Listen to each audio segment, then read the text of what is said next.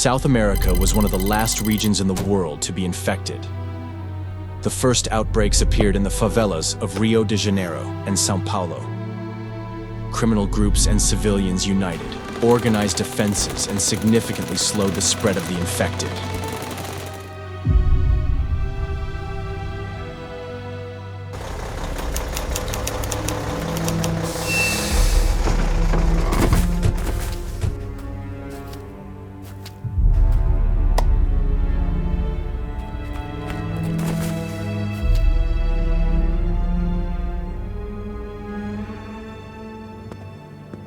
Meanwhile, the military focused on creating safe zones and controlling civilian movement. Order 42 Outbreak was enacted to ensure security.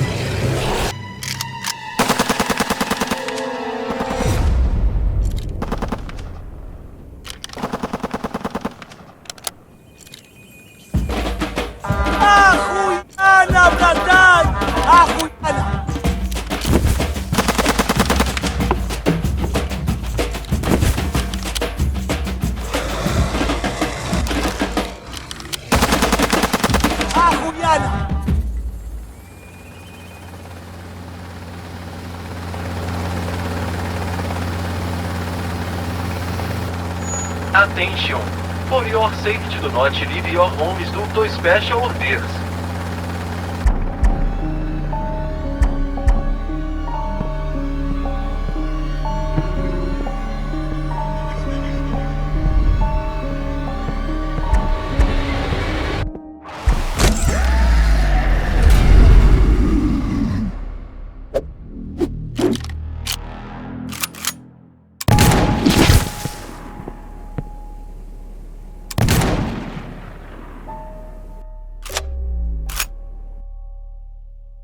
Thanks to swift action, arming civilians and collaborating with armed factions, new outbreaks were quickly contained, and in some areas, fully eliminated.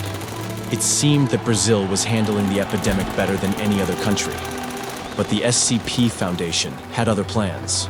They artificially triggered an outbreak deep in the Amazon rainforest. Within hours, every settlement at the river delta was overrun, and the growth of a zombie horde was accelerated.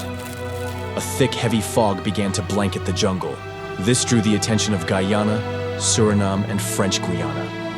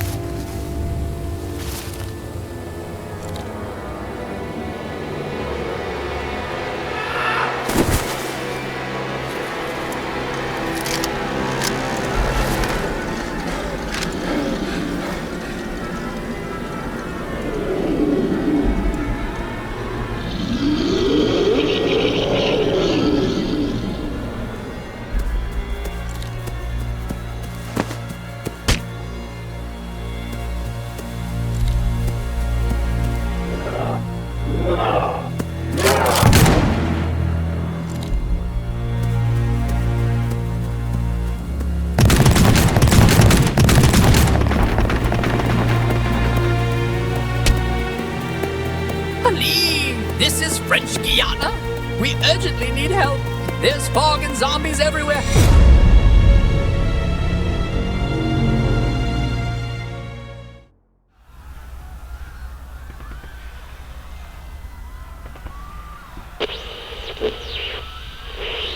Hey, can anyone hear me? We urgently need help. Thousands of zombies came out of the jungle and rushed to the cities. Venezuela and Colombia, having learned of the impending horde, mobilized the army and built a front line along the Orinoco and Meta rivers, up to the mountain range in the Bogota region.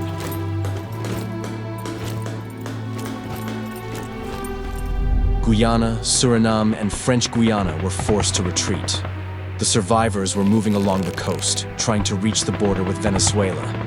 There, joining forces with the Venezuelan troops, they managed to fight the zombies chasing them.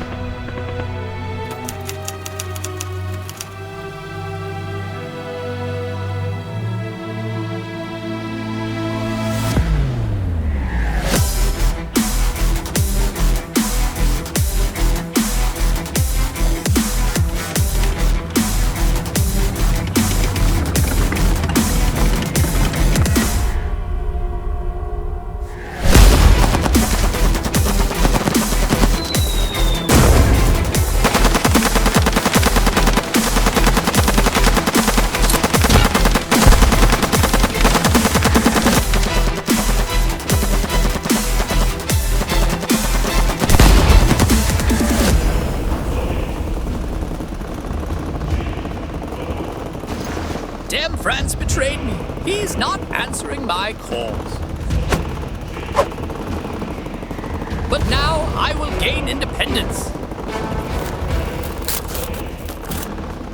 Oh, that's even much better.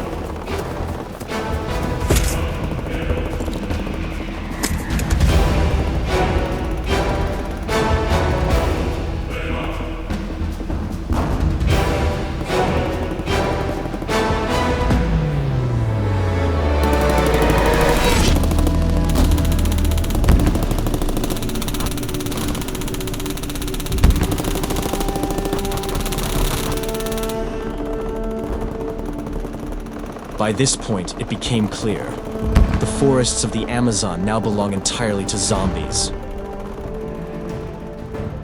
The Brazilian army concentrated in the areas of Maranhão, Tocantins, and Mato Grosso to prevent the spread of the horde to the densely populated coast. An emergency headquarters has been established in the city of San Luis.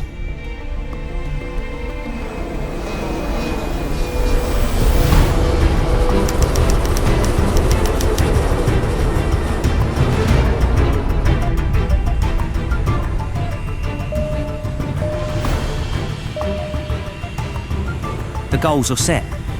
Send coordinates for aviation.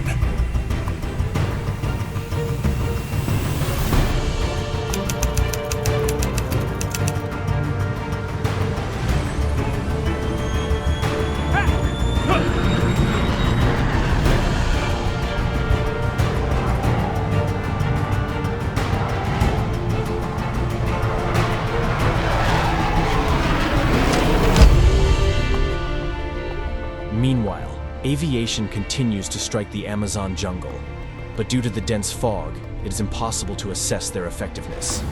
A new front line with a length of more than 2,000 kilometers is forming in the southeast of South America. The army gathers all forces on the battlefield and withdraws troops from the cities. Infantry formations arrive first. We developed this plan together with subscribers. If you like this video format, subscribe to the channel, write your ideas in the comments, and maybe in the next video, we will stand together to protect the new city. The city of Manaus, with a population of 2.2 million people, found itself at the epicenter of the infection.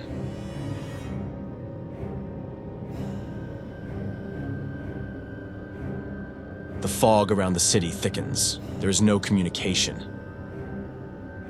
From the southern shore, across the Ponte Rio Negro bridge, streams of refugees from the city of Cacau Pereira begin to arrive. The city was engulfed by fog, and thousands of infected emerged from it, rapidly seizing the city. In the northern districts of the city of Lago Azul and Santa Etelvina, police reported mass riots, the appearance of strange infected individuals, and the chaotic spread of zombies. The situation is quickly spiraling out of control. People are fleeing to the central districts. The infected are mixing in with the crowds. This puts the entire city's population at risk. The state authorities and the mayor, consulting with the military, make a decision. Manaus is cut off. Prepare for defense.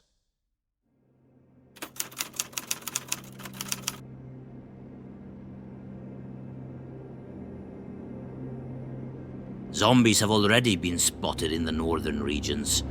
They will most likely appear in the south across the bridge soon. We have 2 million people.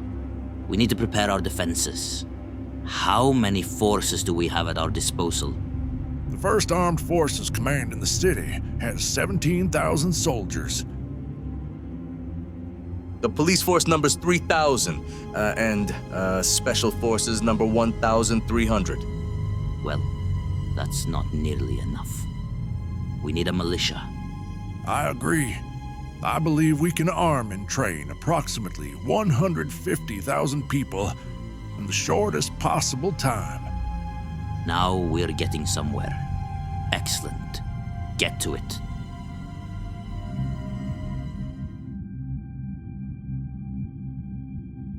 All areas north of the conditional line of the streets are declared a quarantine zone. Evacuation from there is ceased. Anyone trying to break through from there is considered potentially infected. Orders are to stop them by any means necessary. Along the entire quarantine line, the Line of Hope, a primary barricade is being created from anything available. Overturned buses, trucks, concrete blocks, and wooden fences. Police and special forces take up positions along the entire border. The Ponte Rio Negro bridge is completely blocked by a double wall of shipping containers. The Brazilian naval flotilla patrols the river, guarding the city's southern border. A buffer exclusion zone is created along all outskirts.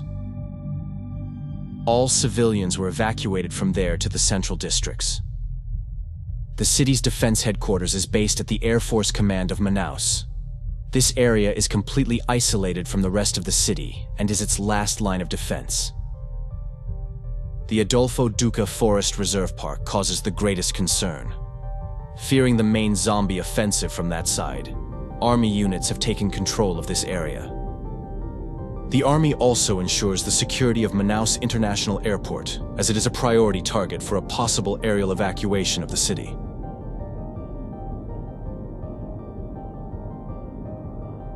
In the west, abundant forest areas prevent comprehensive control of the border, which led to a breakthrough by individual zombie groups. Outbreaks of infection occurred in local settlements that failed to be evacuated. It was decided to withdraw security units to the created defense line along Do Turismo Street. Mobile QRF groups, created for rapid suppression of infection, were sent for support, and most of the forces managed to reach the fortifications.